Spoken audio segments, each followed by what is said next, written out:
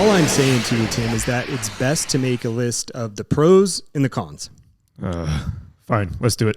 Okay. Pro of you bringing your girlfriend to National this year. I'd have a better time. Maybe. You would have a companion there. That's a pro. Yeah. Who knows what I'm going to do with you when we're there. No. Con. She doesn't like cards. Does she like cards? Doesn't like cards. Okay. So doesn't like sports, and it is the sports collectors convention. That is a con. Pro, it's a vacation with the girlfriend. It's true, and it's 4 or 5 days in Chicago. She has not been to Chicago. She's been to Illinois, but, Cornfield, Illinois. And a con would be that you don't really get to see Chicago inside of a poorly lit, poorly air-conditioned convention center that's all concrete. With a lot of stinky old men. That's a con too. Maybe it's her thing, though. I don't know. Pro, you would share a room. Yeah. I would imagine. This is true. Perhaps a bed. Perhaps.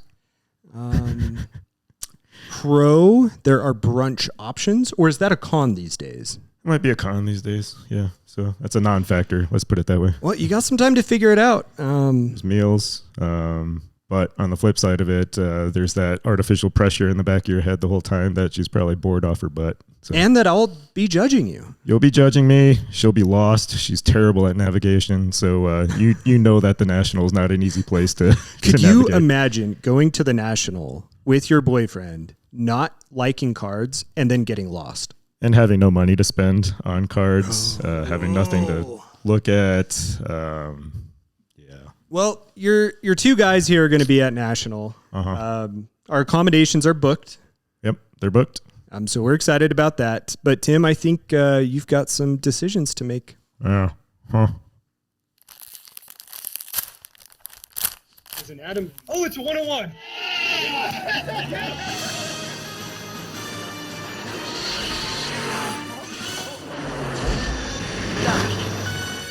Someone call for a doctor?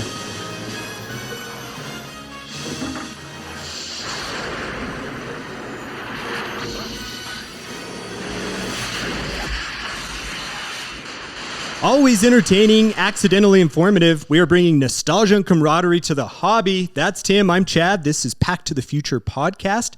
Season 2, Episode 3. You can find us on Apple Podcasts, now Spotify, which we'll talk about. Yeah, mention that. And then our website, pttfpodcast.com, and on YouTube as well. Ooh, getting fancy. We are dedicated to bringing people our lovely faces on the television screen. Or computer screen or phone screen. Or mostly phone, probably. Mostly, yeah. Maybe tablets. Yeah. But we will be there. Yeah. We will be there. Long overdue.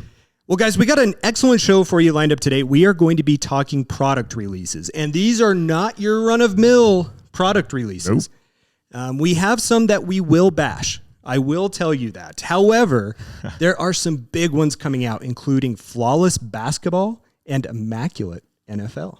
Yeah, good stuff. And we're going to have a little chance here towards the end of the show where you may be able to buy into a break with your two favorite podcast hosts here. Fancy. That could be fun. So we're going to have to talk about that. That could be a disaster, and honestly will be a disaster. Most likely disaster, yeah. But come, have a disastrous time with us. Misery loves company, so Absolutely. Let's go bust out on a break on our own. But so, Tim, before we get into these breaks... Yep.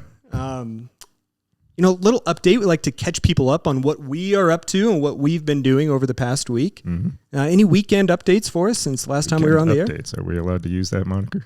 Oh, how about an update of your weekend? Oh, there you go. How about that? Yeah, Okay. That sounds very generic.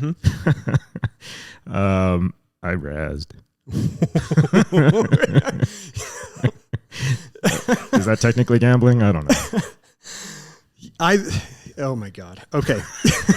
This is the best Tim that is out there for your entertainment ears. So you'd put Razzie Tim above Brunchy Tim above Junkie Tim? Oh, easily. Yeah. And on a high horse. This is the most entertaining Tim that exists. Full of surprises. Still that sticks out in everyone's mind is the time in season 1 when you had forgotten that you razzed for and won a box of National Treasures football. Classic. And someone had to convince you the next day that not only had you entered, yeah, but that box was coming to you. blackout razzing is a real thing, boys and girls. So how long was your Raz break, your hiatus, if you will? Let's not ever call it a retirement, because at this point, you're Tom Brady in it on the retirement scale. No, that's just, that's a fallacy. I don't know. It feels like it's been months. Okay. Talk us through, and here's what I really like. Yeah. I enjoy when you walk me through the process of your day, of you're like, hey, I'm having a lovely late night snack. And I go from there to the itch crawling in the back of my mind to finding a Raz room and then entering the Raz. Yeah. So what happened? I'm pretty sure this was in the middle of Taco Tuesday, and the girlfriend was going off on one of her work-related rants, as she does, and as you got to hear part of as you were starting today. We all go on these. Yep, and she has a little bit of ADHD, so she sometimes forgets that she's told me something for the third or fourth time, and I try to humor her by saying, okay, and just nodding. Does she listen to this show? No. So we better hope you keep it that way with how much information she's not going to listen. Remember, she doesn't like sports, podcasts, or cards. So we're safe. But maybe, just maybe, she likes you. Okay, but does anyway, like me. Yes. back to the Raz and back to the cards. And just happened to pick up the phone while she's ranting and scroll through my Facebook feed, and I noticed that I had a notification in the bottom right corner. Click on the little messenger icon, and it's one of my friends, Wes, and he's like, I tagged you in a post. I'm like, oh, okay, let me go see what this is, because usually he'll tag me in something that's interesting to me. So I'm like, click on the little notification, and boom, there's a 2021 Frank Thomas Dynasty patch auto out of 10. Oh, 10 spots for $20 a piece, and there happened to be 3 spots left, and I was like, done. 3's always been your number on the Razes. Yep. It's always been your entry point. 2's too little, 20%, it just doesn't sound right. 1's definitely just a loser. 3. Boom. And you won. Yep, exactly. Otherwise, we wouldn't be talking about this, right? And then you resold the card immediately after. True to Tim Ford. No, it's today's Thursday. It's not even in the mail yet, or not in my mailbox or possession. All right, very good. Not Tim. possible to sell it. So. And you did all of this while you're having a critical relationship building moment with your girlfriend. Yeah. Being emotionally supportive and there for her. Exactly. I was very present. Oh, buddy. Oh, buddy. True degenerate, and that's why people love you. Yeah. That's a great weekend. Yeah.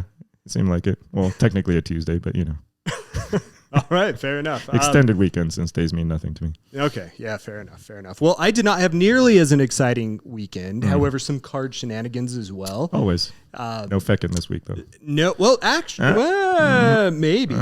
So I've got this little ghost hunting crew on the side, and we put out these videos, and we were over Sunday night, which was, the day before President's Day, so off work the next day. Lamest holiday ever, but I know. But yeah, we tried to do some feckin', and on PWCC, there was a 1937 Rainieri Cioccolata. I've never heard of this card before. I probably butchered that. Was that French or Italian? It was a cartoon of, we're not even going to go there. At all, but a Walt Disney PSA 2 highest graded card from that 1937 set, and I was trying to get after it. Ooh. When time ended, it was right around $300. Okay, and I was excited, and I was fecking, and I got all the way up to $900 before I had to bow out. And at that point, I was showing everyone who was over there this card, and we were critiquing it, and we were all excited. At least I was excited. I don't think they cared, but they were humoring me. That card ended up selling for $2,100. I did not win the card. Whoa. Just you got were nowhere close destroyed on it. Nowhere close. I was just absolutely shocked. So anyway, I struck out there. I'm glad that you had a win, though, for the weekend and sets the appropriate winning tone for let's talk about some cards. You ready for some product release? Yeah, let's talk some cards. Okay, guys. So what we're going to do is there are a number of releases over the next 4 weeks, and we're going to try and keep it to about that range. Hopefully, throughout these shows, about once a month, giving you an update on some of these product releases and hopefully ripping some of them, or at least getting some sort of involvement on the air as we go as well. But we've got some that we're just going to take a little peek at, and then a couple that we're going to really dive into, and that's going to be Flawless and Immaculate. So the ones that we want to glance over, Tim, I sent you the list. You took a look at it. And you said, hey, here's some ones that we should at least highlight. Let's go through them, and let me know if you have any words about these. Words. And we're going to start with F1. F1 Topps Dynasty. Yeah. Tim, I've got a picture of the card up on here. There's a couple of them. Mm-hmm. What are your thoughts about F1? Well, last year was the inaugural release of F1 racing because Topps, I think, was prepping for the fact that they're losing their licenses, right? And so F1 also happened to be catching some pretty popular mojo based on the Netflix documentary. Yeah. Docuseries. Yeah, you talked about it when I was on vacation last year, and I was so mad at you guys. I was so mad that you talked about F1. It has no place on this show. Well, it didn't originally. I was very anti-F1, and then last year I was like, oh, okay, I kind of get this, right? Yeah. And then you go back and you look at how the product held up last year. So, 2021 Dynasty boxes started off astronomically high, and I just peeked in on eBay, and they're down to about $800 a box. Okay. On the flip side of it, a Max Verstappen RPA out of 10, graded a PSA 9, was at about $13,000 at one point, and then resold at $7,350. I don't know if that first auction just wasn't paid for, but that's just for perspective. I mean, that's not a small number for a card sale. Yeah. And so, is there enough mojo to maintain for the release this year? I don't know. $6,500 for 5-box case. Ooh. And in those boxes, one card and one patch auto. Single card. And that's it. For me, I did glance at these. I looked at the year before. There is more color. At least last year was kind of a black, white, and a shadow. Oh, I hate that when they do the black, white, instead of color. I mean, for such a high-end release, it just looks bleh. We've got the Daniel Ricciardo that we're looking at here. Super fun guy to watch on the show on Netflix there. But a little bit more color. The patch is amazing. It looks like he's got a zipper. Yeah. The auto. Yeah. I mean, they're fine. Zipper. They're fine. Like, it's cool that there's like an actual piece. It's better than the napkin that we see on a lot of basketball and football cards. So I can dig that. And also in these, the next card that we look at with this Topps Dynasty, you get team patch autos. That's pretty cool. I like that. Yeah. I like the fact that they're team members. It brings a little bit more to it. So I think that's all right. And that's going to be coming out beginning of March. If you're interested in F1, maybe a way to go. Yep. There you go. Maybe. Big gamble. Speaking of another non-sport to discuss, Bowman's Best. Yeah. Baseball. Yeah. Some people are fans. Again, I do not like baseball, but again, for the third show this season, I will bring baseball into this conversation. That's a turkey, I believe. I know. Looks like we're looking right around $300 a box for this release. That will be in the beginning of March. Yeah, that's what I saw. Any thoughts about Bowman's Best? Bowman's Best, it took me a while to come around on it. When I was back, my first year of getting back into the hobby, I was chasing after Chris Bryant because he was the hot name at that time. Oh, yeah. And I got damn close to finishing the Bowman's Best rainbow, non-auto rainbow of Chris Bryant minus the 101. I was all the way through red. Yeah. And so they're just fun cards to chase. I think they're pretty. They're chromium-ish, right? Most of them. Yeah. Yep. And this year's rookie class, I mean, it always drags out, right? Like they really just milk the rookie label. But, J-Rod, Wander, Torkelson, Rutschman, I mean, they're all the rookies to chase still. Okay. And just like you're showing right now, there's the UFO insert, playing off of the Nebula Galaxy, like all those other space-like. And Tim, that is the only reason this product got a nod. You sent it to me. You got a nod? Yeah. And I'm like, we're not going to talk about baseball. No. That's what I said in my mind. I yelled down to my, honey, not baseball again.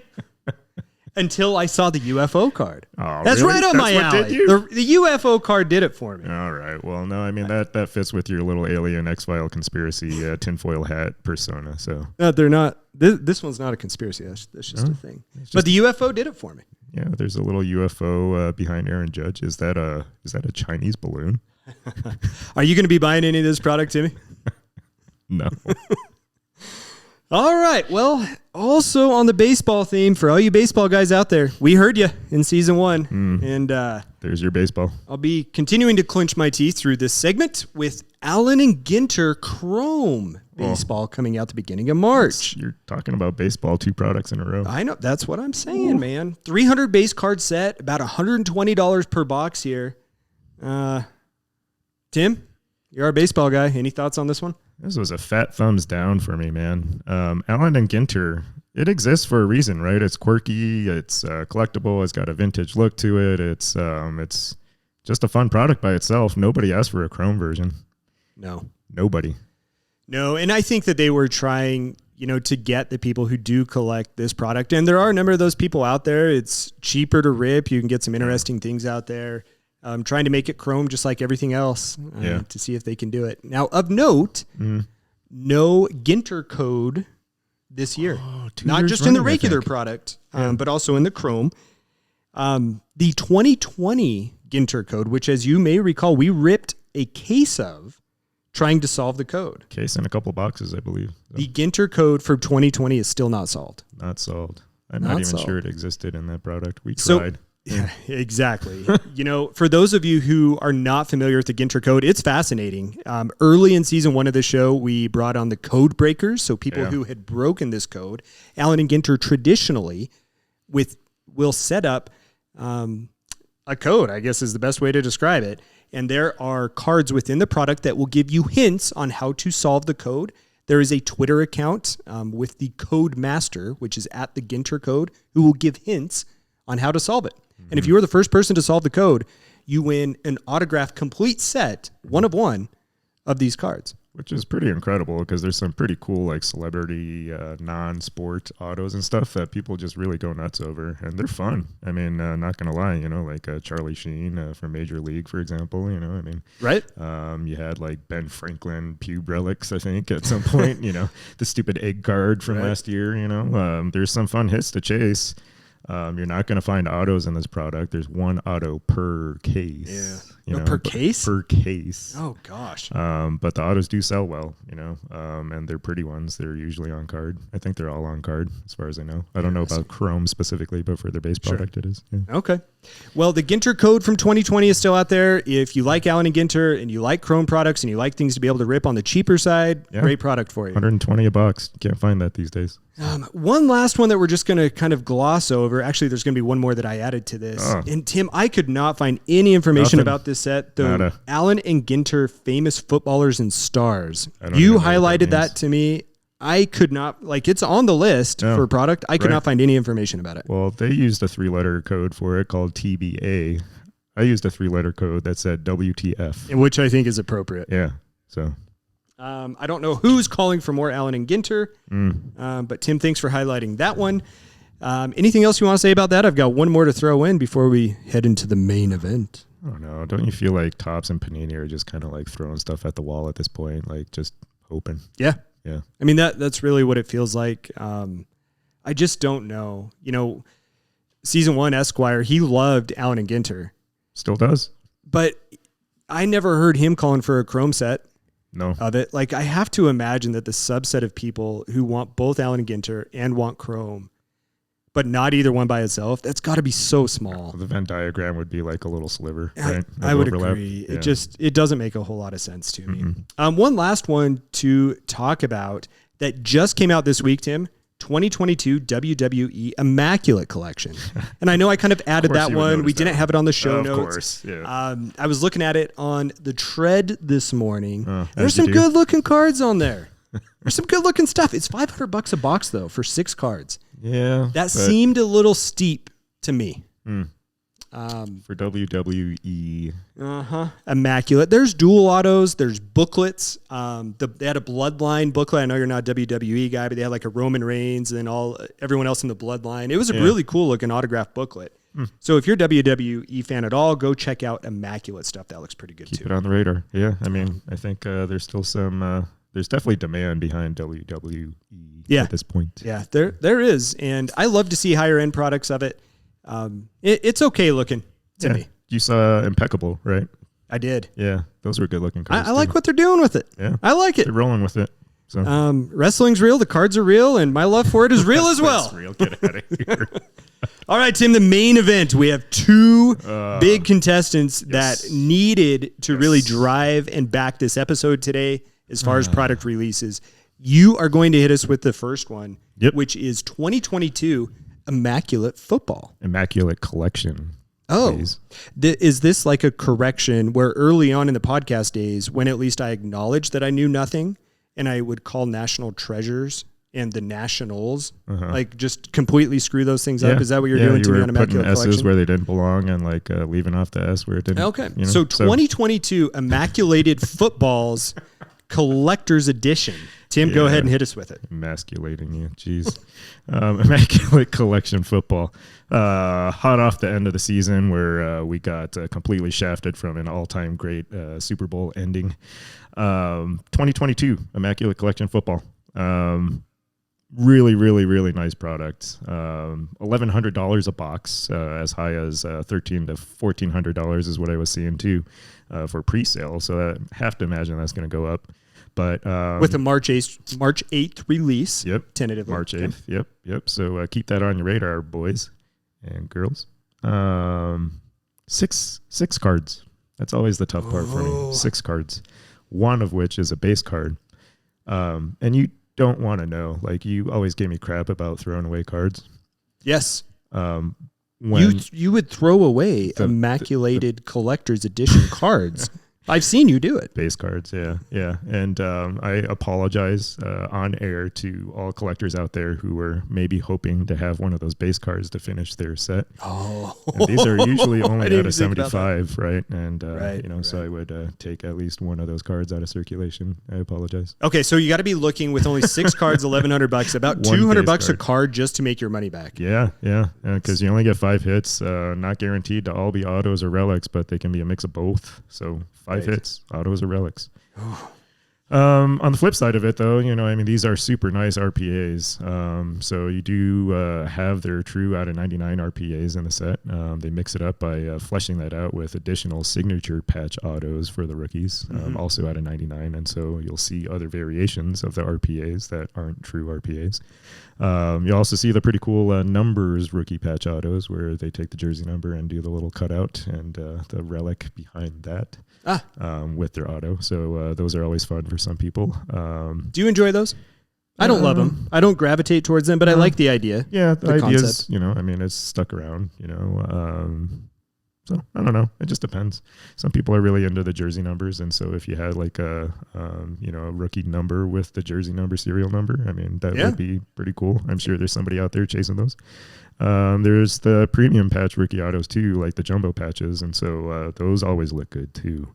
And then really wanted to draw the attention to the fact that these are on-card autos, We're having all these stories trickle out over time now, kind of the panic about Panini redemptions, there's a ticking clock literally on trying to get those redeemed. And so, if you get these in the box, they're on-card autos. Still there's redemptions and stuff, which is really lame for a product of this caliber, but there you go. So I think those are the main things I wanted to touch on for the base product. I believe you had some photos, right? I do, yeah. So the first one that I've got pulled up here, and you can go see this on our YouTube, but I'll describe it for the listeners as well, are the nameplate nobility. Now, this is a patch of a letter on the back of the jersey. I do not know if these are game worn. I could not find that information online. There's also yet to be a set checklist out, but the card that is featured and shown here is a Dan Marino. And it looks like that's probably the O on the back of his jersey, but over the top of it, Tim, is an acetate layer with an autograph on top of the jersey patch. And that looks magnificent. Yeah, that's one of the things I wanted to draw people's attention to. Ooh, is the it looks acetate so overlay. good. Yeah. It's almost like the shadow box. And, anytime that shadow boxes come out, I think Panini 1-in-1 basketball did some shadow box. And I think Immaculate's had shadow box in the past. I could be wrong about that. Playbook, XR, they've all kind of. I love the shadow box with the auto over the top. I think it looks fantastic. Yeah, really pops, So those look great. They also have dual NFL Shield cards. Yeah. And those look insane as well. I think that the example that is shown is of the Watt brothers. Yeah. And boy, those look really good too. They have autographs on them. They're horizontal cards, but 2 NFL Shields on there look really, really good. And if those happen to be game worn as well. Oh, you think? Wow. Yeah. I don't. I mean, my expectations Panini are low, but it would just be incredible if it was. Now, I do have one beef and one I guess quibble. Thank you. Yeah. I think I still had that aneurysm from last week. Okay, so 2021, Trevor Lawrence, his Immaculate Collection RPA, numbered to 25, just at the beginning of February, so just a month ago. Postseason. Sold for $2,500. Now, Trevor Lawrence had an incredible finish to the year. You did? Probably the best rookie quarterback of that class so far. Okay. Yeah. Okay.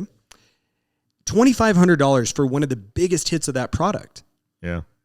This box is selling for over $1,000 at this cost. So you're telling me that you have to hit the primo card, maybe the entire set hit to just double your money? Yeah, if you're looking at it from a money perspective. And I think the point that I make, we were talking about this on our group chat, which we're very active over on Instagram at Pack to the Future Podcast. You can message us there. But we were talking about that just today, Tim, that still the prices of these boxes, despite the stuff that you can get, does not correlate with the value of these really high-end cards. It just never does. Say you hit this dual shield of the Watt brothers. Is that going to go for that much? I would just off the top of my head say maybe $2,000-$3,000 for like a really passionate collector. Right. And this is the card that Panini put out, right? To really showcase their product and say, hey, this is what we want to use to drive you to go buy this. Right. And I don't know. But beautiful looking cards. Up to you to decide whether or not you want to be buying these boxes. Or if you just want to go buy the card. Now, if people do want to go buy the card, a quick little point for them, pttfpodcast.com. Head over to our affiliate link with eBay. Click it, shop as you normally would, and your two guys here can get out of a little podcast debt. Tim and I had an argument this morning. Did we? Let's completely derail this. We talked about opening a card, and I asked you about, hey, we should get a show credit card. Oh. Yeah, we did. And you said, and I'm like, we should do it for the points. We got to buy a soundboard. We got to make this thing sound good for you guys. And Tim, you responded that you don't think that we would be buying hundreds of thousands of dollars worth of equipment for the show. What do you typically buy on your credit cards, man? I'm talking a couple $100 here, a couple $100 there. Oh my God, you had me in tears, like laughing and shaking in cold sweats about what you're doing. And then you hit me with, you're razzing. I didn't even put those pieces together. Oh my God. Okay. I got to pull myself together because we still have one more thing to go through. Yep. And that is a big one, Tim. Yep. That is Flawless 2021-2022 Flawless Basketball. Good stuff. And guys, I am very excited about this. You should be. This set, Tim, we're looking at about $10,000 per briefcase. These cards come in a lovely briefcase, usually 2 briefcases per actual case. Yeah. $10,000, but the checklist is not currently available as of the beginning of March. These boxes contain 9 hits and 1 gemstone card. It's the 10th year of Flawless. Can you believe that? Yeah, goes by quick. Yeah, incredible. The gemstone cards, though, there are a few different sets of them featuring both the Flawless 10th anniversary and the NBA 75th team gemstone cards. Yeah. And some of these look incredible. We'll throw them up on the YouTube. We'll even post them. Oh, we should do that thing. We should say that we're going to post them on our Instagram account and never do that. That was the thing from season 1. We'll get back into it. We'll get back into it. But some of these gemstone cards, I'm featuring here a Magic Johnson with the NBA 75th logo with that diamond right in the middle. I still hate that logo for the 75th. Do you? I love it. I just. I love it. I absolutely love it. I think it looks great. 75 is a dumb number for anniversaries. I'm sorry. You should just do 50 and 100. Just wait till you get to your 75-day anniversary coming up here soon, bud. It's coming. Your Flawless gemstones also include dual gemstones. Yeah. So these are of draft picks. The one that we have highlighted here to show is the number 1 draft pick, at least is what it says on top of this card here. Although that doesn't make a whole lot of sense. But nonetheless, we have a Jalen Green, Ja Morant Flawless picks. Yeah. I want to come back. I just want to highlight it for now. I'm going to come back and ask your opinion about having a couple of players on cards. I've got some opinions on that. But also with this set, just to continue the rundown, Panini states, stressing quality, Panini Flawless Basketball offers game-worn gear for rookies and plenty of impressive relic pieces. Yeah. Per Panini, each and every memorabilia swatch in Flawless is game-worn. And that's why it's always such a late release, right? This is one of the few products, if not going to be the only product moving forward, that probably has actual game-worn pieces by the player. That's very significant. And we've really seen a decrease really in all sets of game-worn pieces, in my mind, since 2020. Yep. Just gradual, I'm blanking on the word, but, Yeah, there's just been a decline Yep. in that. And for everyone's going to have a little bit different opinion on this as to whether or not it matters. To me, it does. I would much rather have a piece of jersey that I know is in a game, connected to a moment, connected to the player, as opposed to, a player worn where a jersey or a player goes to an event, they put on 20 jerseys just to say, hey, I wore it. Go put it in a card, or something that's not even event used at all. Yeah, it's just, it's pathetic. So I think that is commendable for this flawless product to have all game-worn pieces. I like that. There are some big-time chase cards, though, Tim. Championship tag autographs. Those are so good looking. Laundry tag autographs. Yep. And Logo Man autographs. Always the Logo Man. Not only this, and we knew this was going to happen from last year. We knew it. Triple Logo Man is back, but this time featuring 75th edition, kind of that cracked ice Logo Man look. Okay. We'll pull it up here that we can see. No, that's right. Those. I think they look incredible. The one that Panini features is Scotty Barnes, Evan Mobley, and Cunningham. I have to imagine that card is just going to be the chase of the entire product.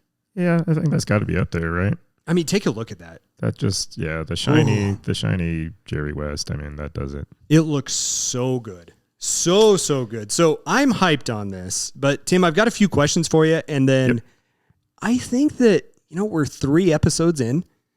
Listener engagement was always kind of our thing. Absolutely. I think the very first time you and I spoke with Dr. Beckett on John Newman's show, I mentioned interaction and engagement about 15 times in a row. You did. So why not bring it back for season 2? Okay, so Tim, some questions for you for this flawless product. Yeah. What do you think about the dual gemstone or the triple Logo Man in a product like Flawless? Do you see a risk that if one of the players flops, that it can really just destroy the card? No, who cares? I mean, like the gemstones were always a gimmick to me. They're manufactured. They're not true gemstones. I mean, in a product of this cost, they really can't go out and get like a true like sapphire or a true ruby for whatever little tiny fleck of a gem they put in that. I mean, it could be like your kid's plastic beads for all you know. So you're out just on the gems altogether. But what about having two players not from the same team and just pairing them on a card? It's always the risk, right? Like, in 10 years, like Jalen Green could be a nobody. Ja could have broken both legs at that point. Well, and that's the problem that I have. And, anytime you put Ja on a card, there's always a risk that Dylan Brooks just goes nuts on him as well. He is the heel of the NBA, by the way. Yeah. If you're not subscribing to that, then you're not subscribing to us. But please do subscribe to us on YouTube and anywhere else. But having two players on a card, Tim, I don't like it, and I don't like it in a high-end product. Nope. It's too big of a risk that if one of these guys flops, or even if just as a collector you don't like the other player, it's really cutting out a large portion of the people who'd want to buy this card on the secondary market. Interesting take, right? Because people really just want one player when they're chasing after cards these days, it seems like. Yeah. So. All right, Tim, question number 2. I mentioned earlier, Panini's declaring that they are stressing quality. Thoughts about that? Nobody's going to take that comment seriously. Nah. No, I mean, because one touchback on Immaculate is like none of those cards are ever gradable. They're just flopping around in a little cardboard box. All the paint chips off. The edges are always dinged. The corners are always dinged. Flawless, same thing. The cards inside the box, inside the briefcase, like they're not protected for how expensive they are. No. And then they're cutting back every time on like the number of cards that are actually like slabbed or encased, right? It used to be 3, now it's only 2, I think, right? It's just ugh. I think that quality is something that you show, not that you declare. No, you can't ever declare. Right? Like it should speak for itself, right? Yeah. Like Flawless, you should pop open that briefcase and you should be overwhelmed every time, not whelmed or underwhelmed. I agree. Yeah. I like that. Mm-hmm. Okay, so lastly, do the products and the potential hits in here justify the price? And keep in mind, the 2021 LeBron triple Logo Man sold for $2.1 million this past summer, in the summer of 22. It's suspiciously absent from any of their promo material this year. a triple logo man for LeBron. Must not be there. Must not be there. That would have to be the thing. I mean, they replaced it with the rookie triple logo man. Yeah, is my suspicion. But again, no set checklist available. Don't know. I would say that it's not going to justify the cost this year, almost guaranteed. Cunningham, season-ending surgery.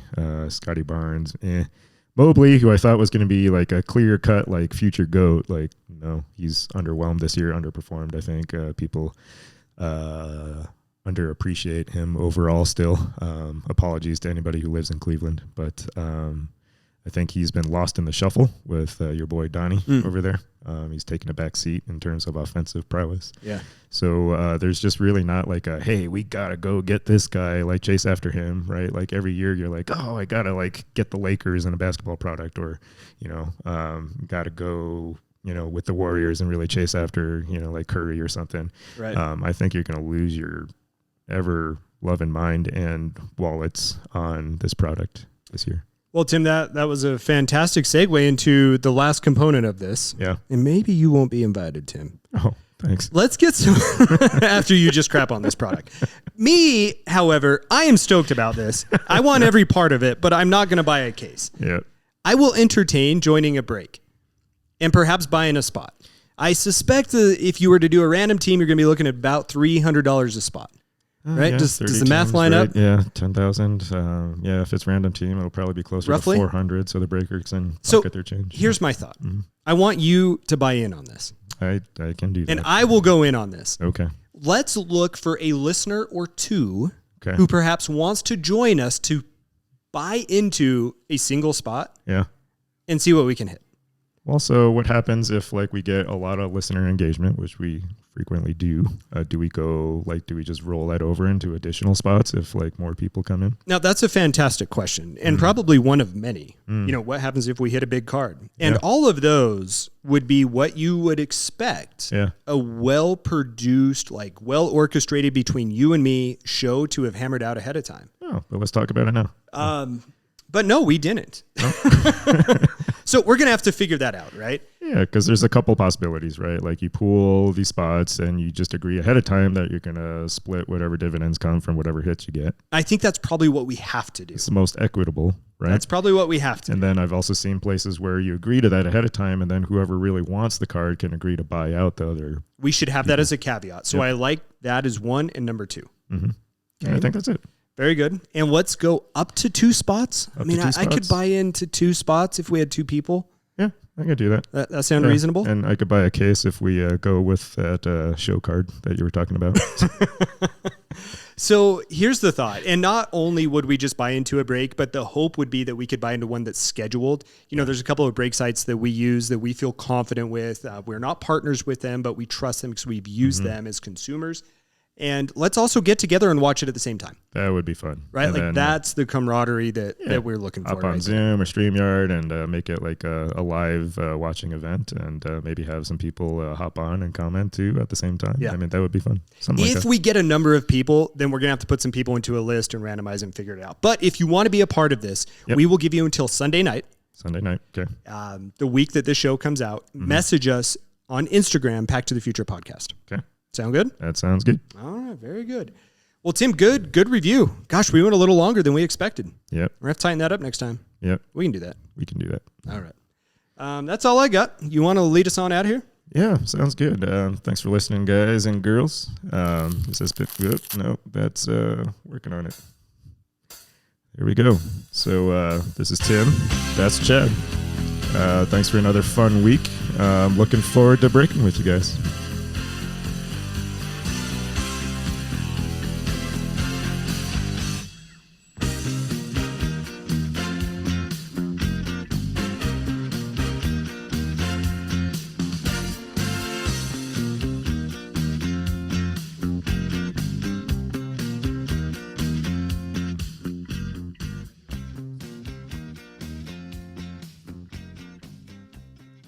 Okay, so when are you going to make this decision about National? You bailed out on me 2 years ago. I did. Are you going to bail out on me again? Nope. I'm already booking the flights. Did I just make a slip?